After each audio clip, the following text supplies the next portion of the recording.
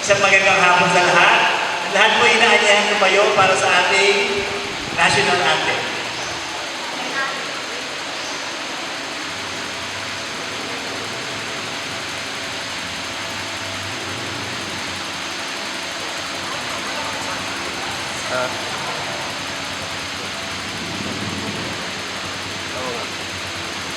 Di makita ito nila.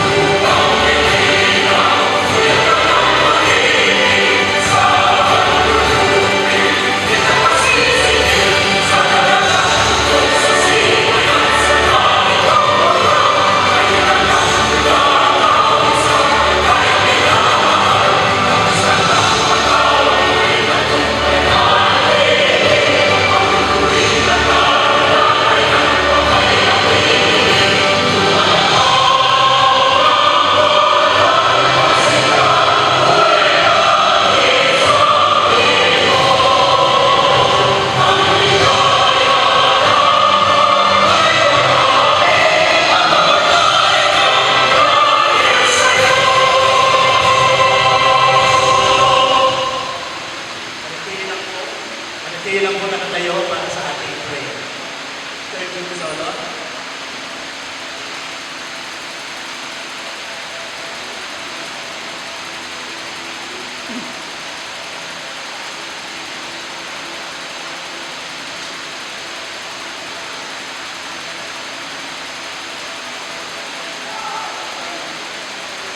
Hello, hello. Sa magandang hapon po sa ating lahat. At tayo po ay muling pakikipag-usap sa ating Panginoon. Umpisahan po natin ang gawain ito sa ngalan ng Ama, ng Anak at ng Diyos Espiritu Santo. Amen. Isang magandang hapon sa lahat. Panginoon, muli po kami nananawagan sa iyo na kami po yung samahan muli sa hapong ito. At nawa, Panginoon, ay pangunahan mo ang gagawing suba, ikap, bar sa ora. Nawa po, Panginoon, ang inyong pamamaraan ay hindi namin pamamaraan.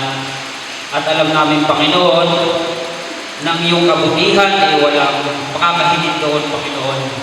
Bagamat sa paglilingkod ng bawat isa, lalo't higit ang mga kagawad, ang kapitan, at sa amin, Panginoon, ang mga kawani ng barangay, kami po'y humihingi sa inyo ng tulong na nawa, Panginoon, ay pangunahan mo ang bawat desisyon ng aming kapitan sa ikabubuti ng aming barangay at patuloy nawa, Panginoon, na pagkalooban mo ng kalakasan ng pangangatawan, kalusugan, ganoon din mo ang aming mga mamamayan na nasasakupan.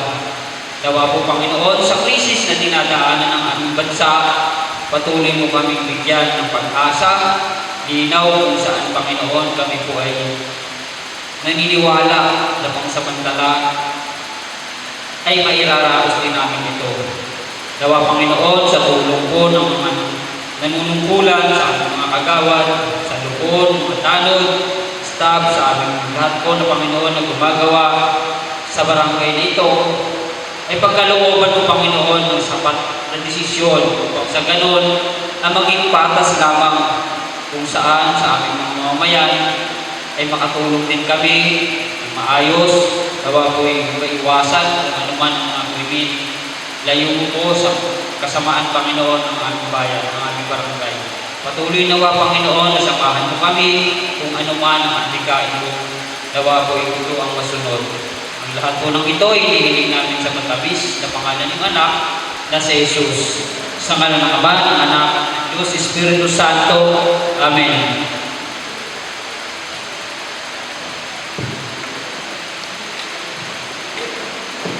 Maraming po salamat, Sir John. Magsiupo na po lahat.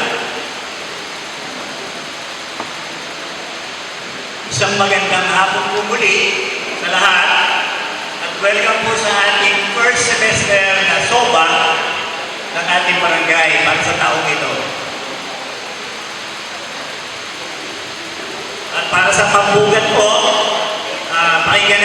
opening remarks ng ating punong barangay, Kapitan Mark Zamora.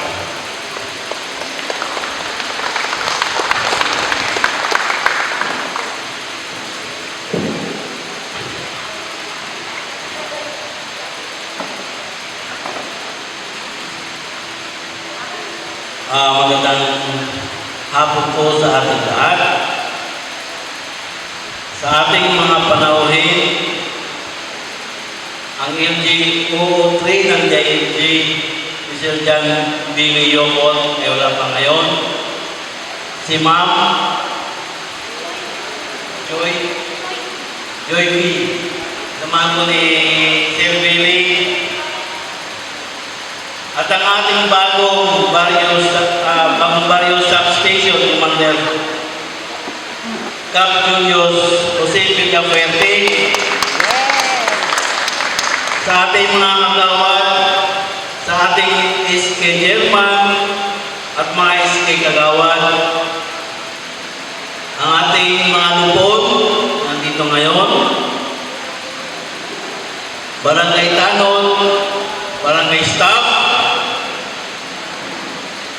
Magandang hapon po sa inyong lahat at ang ating mga kabarangay. Para po sa unang state ng barangay address sa taong 2026 na may tema nagkakaisang barangay tungo sa kalinisan, kaayusan, kapayapaan at kaunlaran. Sa pagkakataong ito na may kaluluwang dala ng gera sa ibang bansa na nakakapiktong ng malaki sa patuloy na pagtaas ng presyo ng mga pangunahing bilihin, bungsod ng kakulangan sa langis. Patunan po natin ang pansin ng ating simpleng pamayanan. Panatilihin natin ang kalinisan sa ating kapaligiran na may iwasan sa atin na pagmumula ng sakit at kalagdagang gastos sa gamot. Hindi po natin may iwasan ang pagdamay ng masamang loob dahil sa krisis ngayon. At dahil sa hirap ng buhay, pero magtulungan po tayo para mapanatili ang seguridad ng ating komunidad. At huwag mo sana tayo magpapaniwala sa mga lumalabas sa social media, mga balita sa mga newspapers na ganito na ang presyo ng bigas, mapunta sa ganitong kataas, ang gasolina, at huwag po sana tayong magpanik. No? Magpanik tayo na wala tayo sa tamang wisyo. Andiyan na yung krisis. Kailangan na natin paghandaan. At siyempre, huwag natin kalimutan, lalong-lalo na ngayon na palapit ang Semana Santa, ang manalangin. Wala tayong ibang pamahawakan, wala tayong ibang pagkukunan ng lakas at seguridad, kundi ang ating kung may kapal na siyang tutulong lamang sa atin sa maliit na bansang Pilipinas. At siyempre, ang pagdasal natin para sa kapayapaan ng buong daigdig na sana hindi tumagal ang gera sa Middle East na siyang sanhi ng krisis na ito. Muli, maraming salamat po sa inyo lahat. Magandang hapon po sa inyo lahat. Sa ating pong punong barangay, Cap Mario Marsam Zamora. Sa ating po representante ng DLG, Pacer Willie at kay Joy. Sa ating po mga barangay kagawad, nandito SK, maraming magandang hapon po sa inyo lahat. Siyempre po sa mga staff, barangay tanod, residente, mga seniors po na nandito na Presidente ng Barangay 83. Isang magandang hapon po sa inyo lahat. Ako po si Police Captain Julius Villapuerte, ang bagong talagang substation commander dito sa Bagong Barrio Police Substation 5 o yung nakakasama po sa atin dito sa Barangay 83 or sa buong Morning Breeze. Last February 15 lang po ako naibalik dito. Ako din po yung dati naging substation commander. Binilag lang po, no? Medyo matagal na rin po akong nawala dito sa atin. Almost 3 years. So, sa ngayon po, napapalapit po yung Holy Week natin. Medyo marami po siguro magbabakasyon, uuwi ng probinsya, magninilay-nilay kapag darating na Holy Week. Isang paalala lang po mula sa inyong kapulisan na Caloocan City Police Station sa pamumuno po ng ating Chief of Police, Police Colonel Joey Goport. Kami po ay nagpapaalala na kung kayo naman po ay uuwi ng probinsya o babiyahe po itong Holy Week, kung may iiwan niyo po yung mga tahanan, siguraduhin po natin na nakalock lahat ng mga pinto, bintana, at hanggang maaari, kung pwede po natin pakiusapan ang inyong mga kapitbahay na hindi po magbabiyahe, na kung maaari, silip-silipin po ang bahay natin, para naman po dun sa ating seguridad. Ano po? At kung tayo naman po ay babiyahe, check po muna natin yung mga kondisyon po ng ating mga sasakyan. O kung magko-commute naman po tayo, siguraduhin po natin yung itinerary natin o yung pagbiyahe natin, nandun po sa oras. Makakaiwas po tayo sa mga disgrasya kung tayo po ay magiging alerto o maging mapagmantsa sa ating kapaligiran. Ngayon po, dito po sa atin, medyo nagkaroon po, tumasok po ng mga nakaraan yung insidente na pagnanakaw. Kung dati po, medyo mataas ang insidente natin, simula po nung nabalikan po, medyo naayos po natin yung deployment. Nasiguro po natin na lahat po ng sulong ay naiikutan ng kapulisan, katuwang po ng ating mga barangay. At yung mga force multiplier po natin, ngayon po, bumaba na po yung insidente natin. Kung dati po, pumapalo po tayo ng 7, 7 na insidente, ngayon po, bumababa na lang po tayo sa 1 or 2. Kadalasan po, 0 na. So, kami po ay nagpapasalamat, lalong-lalo lang po sa inyo. Nakatawag po namin dun sa pagre-report, lalo na po kapag napapansin tayo ng mga tao na kahinayalala o yung nakakapagduda na hindi naman po natin dyan, tumatambay o umiikot-ikot po sa malapit sa ating kabahayan o doon sa ating pamayanan. Huwag po kayong mag-aatubili na mag-report sa amin o sa inyong barangay. Kami po ay bukas 24 oras, araw-araw, itong araw sa isang linggo. So 24/7 po kami, hindi po kami nagsasara. Any time of the day and night, bukas po kami sa inyong mga hinanaing. O kung may mga concern po tayo, may gusto po tayong report, huwag po kayong mahihiya na lumapit o pumunta sa aming station. Ang station po namin ay located po dito sa may Malolos, corner GBSUS, yung tapat po ng Bagong Barrio Elementary School. Doon po located ang aming substation. So kung may mga concern po tayo, punta lang po kayo doon sa amin. Or yung mga hotline po namin, nakapaskil po yan sa mga establishment, dito rin po sa barangay. Nandiyan po yung mga hotline numbers namin na pwede nyo pong tawagan. Lalo na po yung 911 Kalasag, yung Unified 911 po natin. Or yung mismong hotline po namin sa Bagong Barrio Police Substation. Bukas po yan, yung hotline po namin 24/7. Ilan po at maraming salamat. Villapuerte.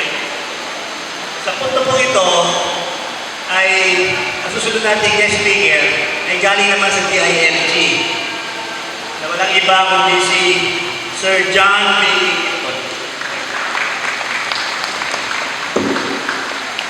Maraming salamat po. Magandang hapon po ulit sa ating lahat. Ayan. Ako po ulit si Billy.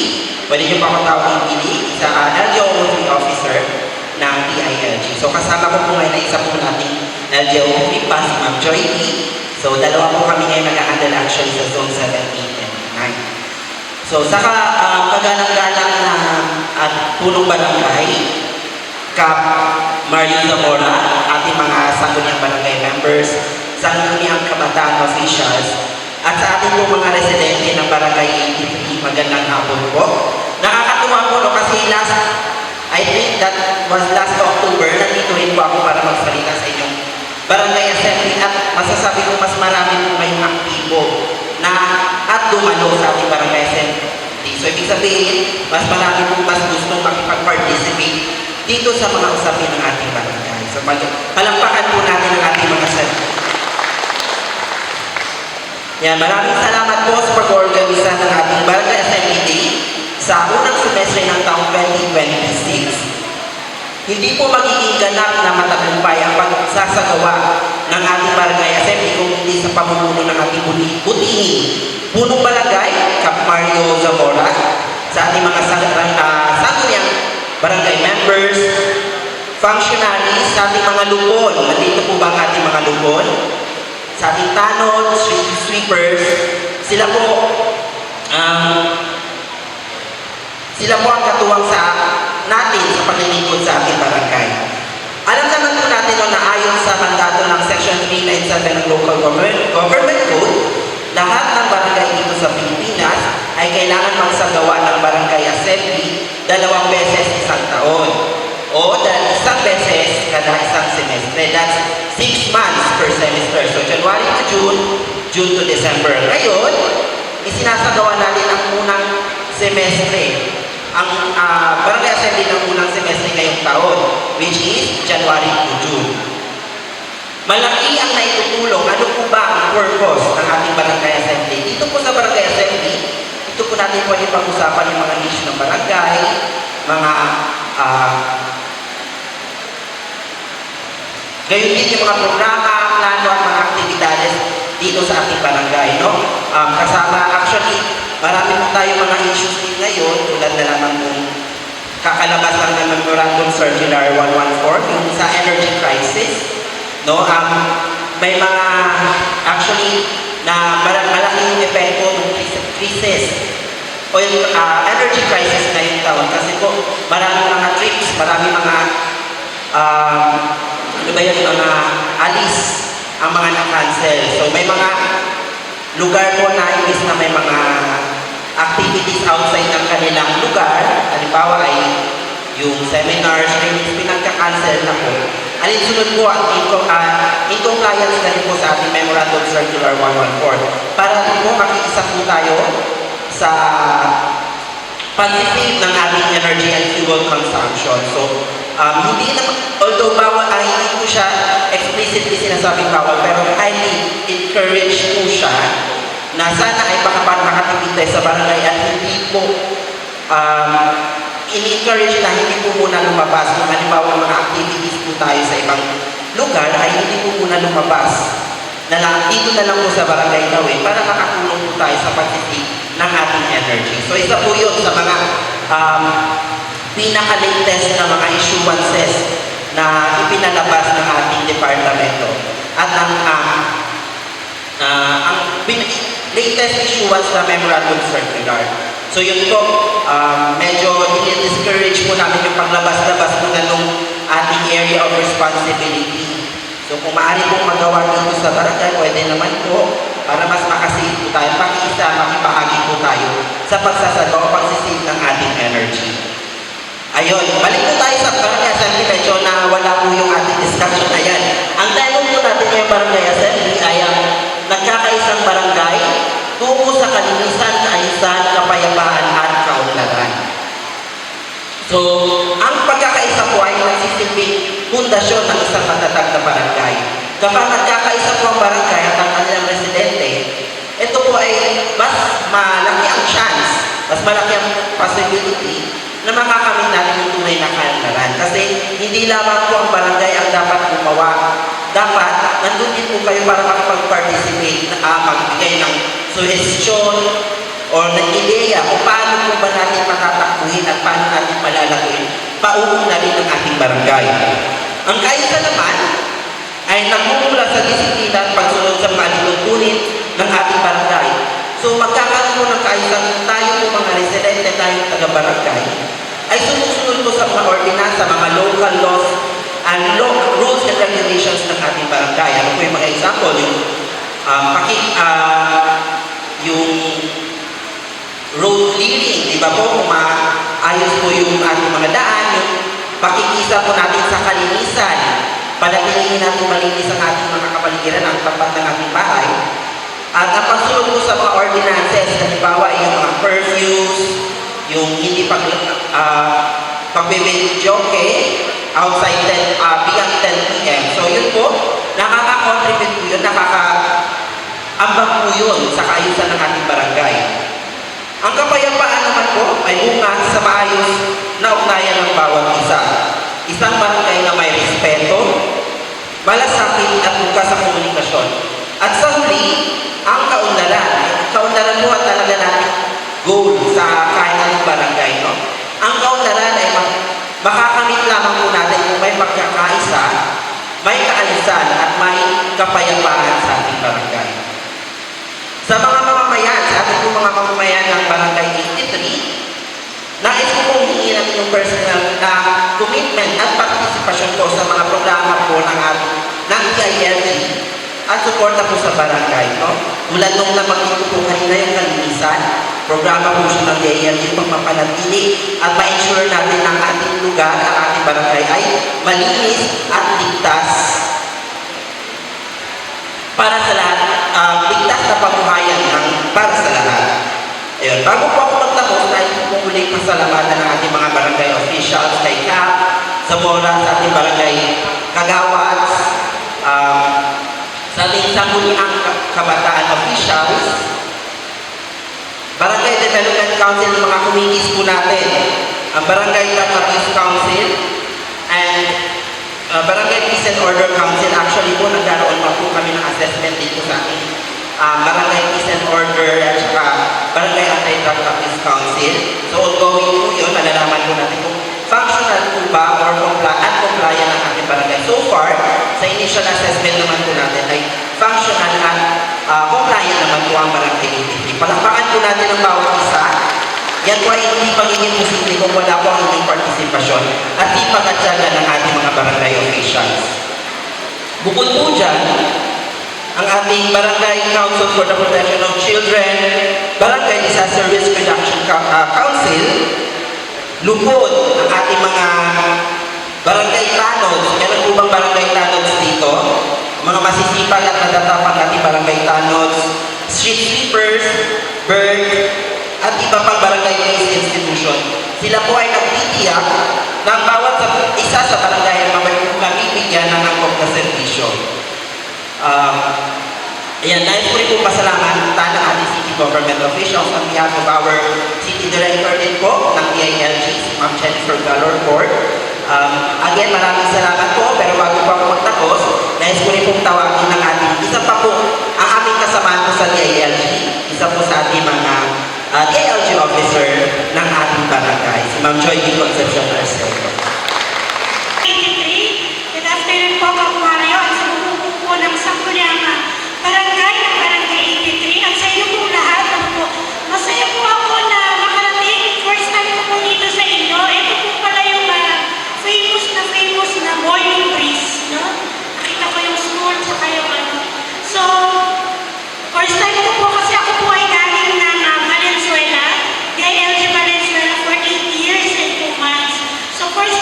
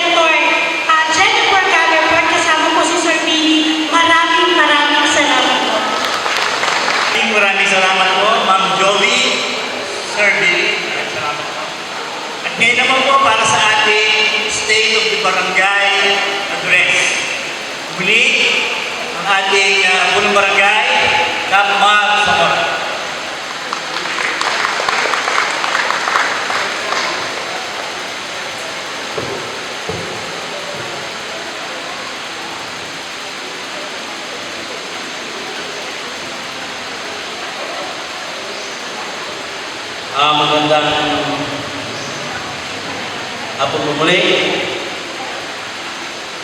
Sa ating mga palang pakilala po muli ang ating mga sa bumunang council ko po. Ang agawad ng Gawad Telma po, siya po sa bilang sa kanyang committee po na livelihood, Kagawad Grace, at sa Bausi, Women's Day.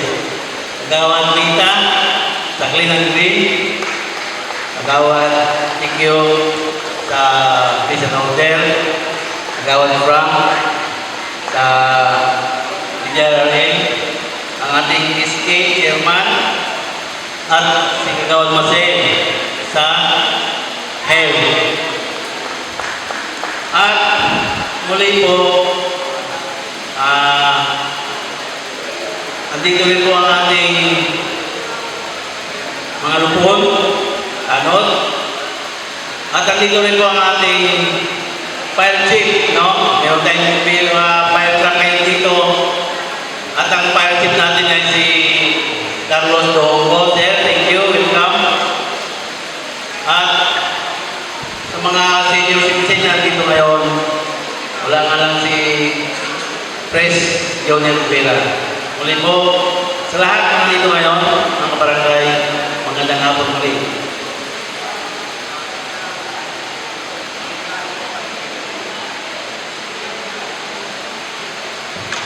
Sa ating pong Green, meron pa rin tayong weekly clean-up drive tuwing Sabado ng umaga. Kasama ang ating ilang kagawad, tanod, state sweeper, na nagwawalis tayo, nag-aalis ng mga kalat, kani, at nagtatanggal ng bara ng mga open canal at drainage alinsunod sa programang Kalinisan sa Bagong Pilipinas ng DILG. Natutuwa po kami at may mga kabarangay tayong nakikisa sa pamamagitan ng paglilinis ng kanilang harapan.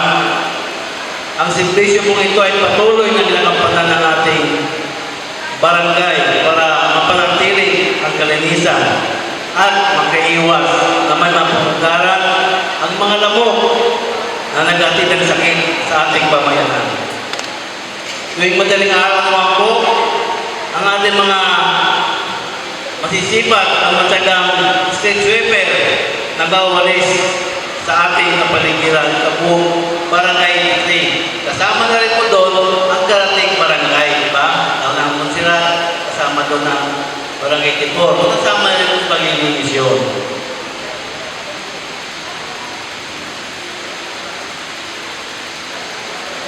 Ang paglilinis, siyempre napakahalaga yan sa ating barangay. Kaya ang pinag-grade na pinumunuan ni Kagawad Rita, napakahalaga para sa kalinisan ng ating barangay at para sa kayusan, para maiwasan natin ang mga anumang sakit na dala ng mga lamok at iba pang mga insekto. So, ang mga basura po na anumang pinagbalutan ng mga basura sa kalsada at mga uping kanal ay kaya sabihin natin ng maayos ang maharanggaan ng gumagawa dito. Kaya tayo rin po, mga kabarangay, meron din po tayong partisipasyon, no? Sana yung po mga dumadaan, no, nakikidaan sa ating barangay, pwede po natin sitahin yung mga ito na nagtatapon, no, nagtatapon ng mga basura nila, nakikitapon sa ating barangay. Lalo na po yung mga iskinita, kami mga basura na nilalagyan po ng basura yan galing sa ibang barangay. Sana po tayo yung magkaisa, magtulungan para po masita natin kung sino na itong gumagawa lagi niyan. Nakapag-request po tayo sa city ng Tingkaking para tanggalin ang mga nakabara, mga drainage system na daloy lang ng tubig kanal. Sinisipintuhan po natin ang mga punta sa kalye, sa Pasig Street at Guadalupe Street na nagbibigay ng problema sa mga motorista. Sinusolusyonan po natin ang mga nakosting bakal sa kalye sa may Dorito Street sa pamamagitan ng paglalagay ng rubber humps. Nagpintura po tayo ng apple gray sa ating mga sidewalk. Nagpagawa po tayo ng mini park sa pag-ating limited sidewalk sa corner ng Pilar Street at Montserrat Street. Mapansin niyo po, yung yan, sa gilid ng simbahan, dati po yung parking lot, no? Ang gilid ng kalye. At paborito po yung ginawang CR. Kasi yung dumadaan doon na naihi dahil nakatabing po kasi yung mga nakapark doon ng mga sasakyan. At di po iwasan, mangangamoy po yung lugar na yun. So ginagawa po natin yung paraan, pinaganda po natin yung lugar, at nawala yung mga nakaparking ng sasakyan, at nawala yung amoy. Pansin niyo po ba yun? Sa gabi, may ilaw po yun, no? Kung kayo dumadaan dyan. Nag-isipin po itong pahinga ng mga estudyante at senior. So, ito po yun, yung mga nagpapahinga dyan, kasi may mga upuan po yun, yung mga lamisa. Naglalagay din po tayo ng mga PVC cone at no parking signage sa harap ng mini park na nakatulong para huwag gawing paradahan ng sakyan ang corner na ito. Malaking tulong ito sa mabilisang pag-responde sa ating barangay patrol, kasama ang kapulisan, pati na rin ang pag-responde ng fire truck. Kasi po, dati may nakaparata dyan sa corner ng Montserrat. Kaya pag dumadaan po yung fire truck natin, fire truck ni Sir Carlos doon po, matagal po silang makadaan dahil na po na nakapark doon sa mismong corner ng Montserrat at Pilar Street. Mabilis din po natin ang tumunan ang pangailangan ng wheelchair ng ating mga kabarangay. At lagi po tayong kakapay ng ating pamayanan ng eskwelahan sa umang hospital emergency. Yung wheelchair na po ay courtesy of Consuelo Ente. Malapitan po, mga karaan. Binigay po natin kay Ma'am Julie Andrada o iba pa pong nag-request sa atin ng wheelchair. No? Naalala po si Ma'am Julie Andrada, bigyan natin ng wheelchair. Agad din po natin tinulungan at sinusolusyonan ang mga nilapit na problema ng ating mga kabarangay. Tulad ng mga aso sa barracks, drainage ng control, computer shop, at assistant sa animal bite vaccine sa health center. Nagkaroon din po tayo ng HIV at AIDS awareness seminar at babasa sa nutrition sa pangunguna ni Kagawad Maseluna na siyang health committee. Pagpapalit ng ilang CCTV cameras at cable na sira ng mga nagdarang bagyo para patuloy na monitor ang buong barangay. So napakalaking tulong po ng ating mga CCTV cameras. Unang-una po sa mga masamang loob, no? Na talagang dumarayo po sa ating barangay. Isa na po ako dyan sa nabiktima na kung hindi po sa CCTV cameras ay hindi matulog niya makita kung sino po ang nagtakaw doon sa tinakaw sa tindahan. At yung mga naglalagay po ng basura sa mga kalye ng kanto ng Pilar, Montserrat, Esquinita, at sa Guadalupe, na kahit hindi po araw ng kuha ng basura, naglalagay na po siya ng basura. Kaya pinasilip po sa CCTV at nung makita namin kung sino naglagay dito, pinabalik ko po yung basura. Kaya huwag po kayo mga galit po, mga kabarangay, na kung basura nyo, tapon nyo, bumabalik sa inyo. Ha? Dahil kitang-kita mo kayo sa CCTV cameras. Kasi mga galit, dahil mga tanong ko ay masipag na mag-monitor. Kaya po, nakarang araw lang,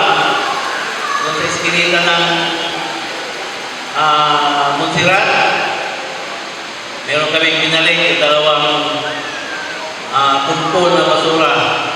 At sana po huwag nang maulit mga ganong pangyayari. Sa hirap po ng buhay ngayon ay dumadami mga magnanakaw. Dumadayo sa ating barangay, sa tulong po ng mga naka-duty ng tanod ay may nahuli po tayo mga magnanakaw na sinusunod din natin sa ating mga kapulisan. So naman po, di ba? Nangyari doon sa 85 na po yun, pero ang nakahuli ang ating mga tanod. So, napasok po yung beef shop, pero nahuli po ng ating mga tanod. Lance Gabriel.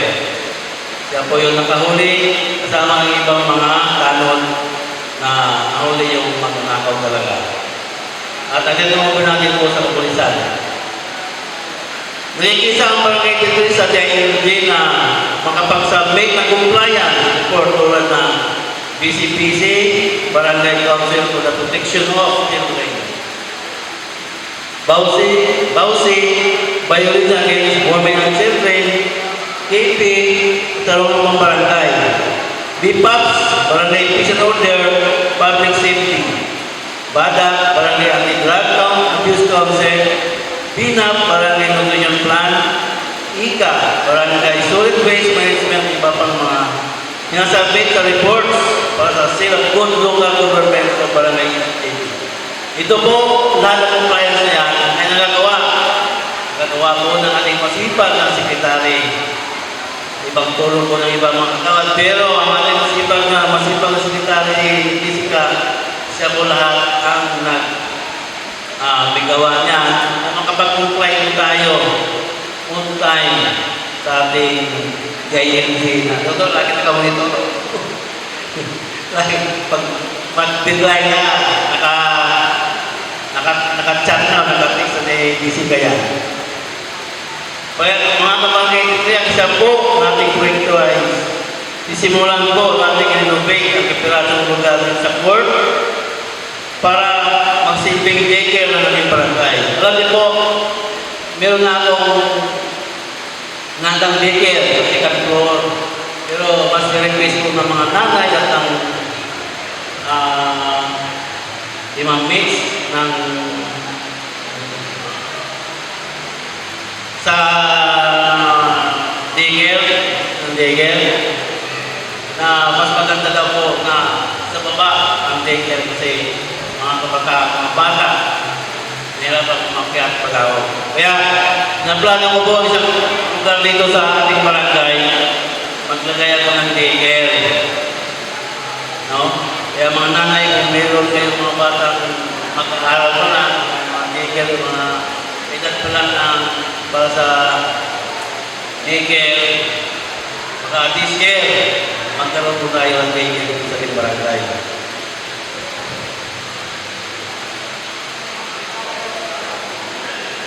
At lalagyan din po natin ang espasyo kung saan pwedeng maupo at maghintay ang mga nanay upang bantay ng bata.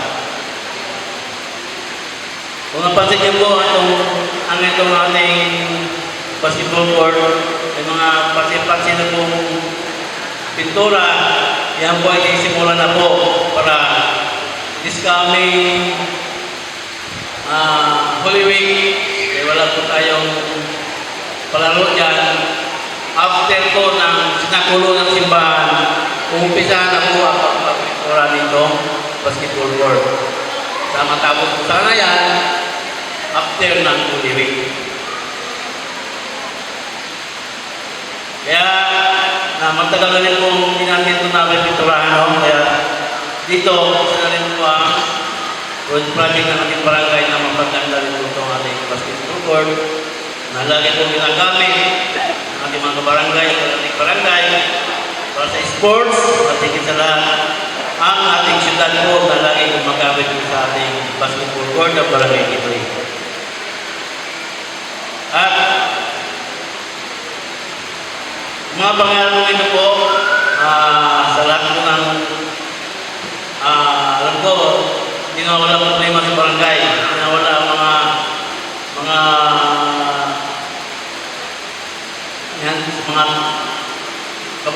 natin. Hindi nawala yung mga minsan hindi pagkakunawaan. Nandito na po ang barangay natin para masolusyonan kung ano may yung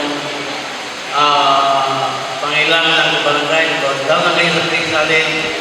Magkakayan kami sa city. Kaya mag-usapan na namin ng JMJ kung ano mga dapat gawin. Pero sa ngayon po, ikot muna tayo at wala po advice, no? Wala po anong gagawin. Anong para maisan kahit kunti ang mga krisis o sa ating ngayong paghihirap ng barangay natin sa panahon ng krisis na ito. Muli po, magandang hapon po sa bisa. Sa inyong hindi po, no? Pinapagod namin yung mga basura natin. Kung pwede lang, ilabas nyo pag meron na basurero. Pinandiyan na yung truck. Kasi nangyayari, kumukulo, kinakain ng mga aso yung kumakain ko.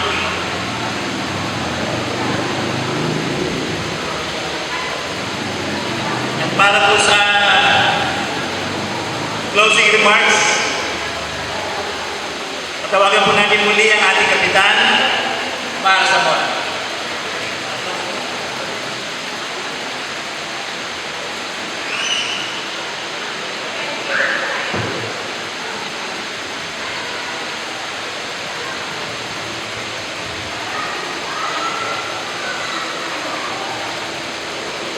Muli, maraming salamat po.